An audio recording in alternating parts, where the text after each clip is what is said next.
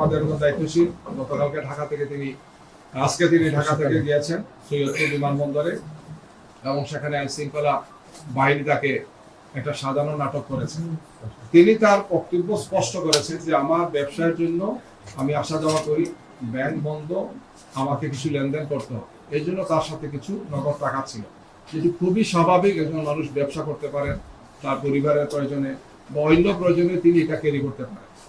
এয়ারপোর্টের মতো একটা রেস্ট্রিক্টেড এরিয়াতে, যেখানে খুবই লিমিটেড মানুষের চলাফেরা, সেখানে একটা নাটক সাজানো হয়েছে যে তিনি এই টাকা নিয়ে যাচ্ছেন এবং এটা বিভিন্ন অর্থ করার জন্য বিভিন্ন ধরনের বলা হচ্ছে, নিউজ করা হচ্ছে। ইতিমধ্যে তিনি একজন বয়স্ক লোক, একজন দায়িত্বশীল ব্যক্তি আমাদের, তিনি অসুস্থ হয়ে পড়েছেন মেন্টালি, এই টর্চারের কারণে। তিনি এই মুহূর্তে হাসপাতালে আছেন, রংপুর হাসপাতালে তাকে নেওয়া হচ্ছে। আমরা খুবই দৃঢ়তার সাথে বলতে চাই, বাংলাদেশ জামাত ইসলামী তার নীতি নির্ধারণ, তার কর্মপন্থা, তার কর্মসূচি এবং তার সাংগঠনিক কার্যক্রম পরিচালনায় সব সময় স্বচ্ছতা এবং জবাবদিহিতার সাথে আমরা ভূমিকা পালন করে থাকি। জামাত ইসলামী নেতৃবৃন্দকে, জামাত ইসলামীকে বিতর্কিত করার জন্য এই ধরনের অপপ্রয়াস অতীতে হয়েছে।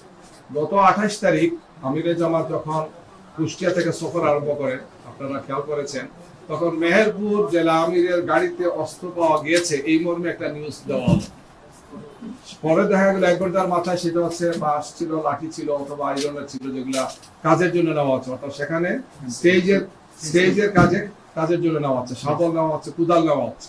1 ঘন্টার মধ্যে পরবর্তীতে তার গাড়ি, দেখেন তিনিও গাড়িতে নেই, তার নির্বাচনী কাজে ব্যবহৃত গাড়িতে এই জিনিসগুলো ছিল, কিন্তু বলা হলো যে অস্ত্র তিনি বহন করছে।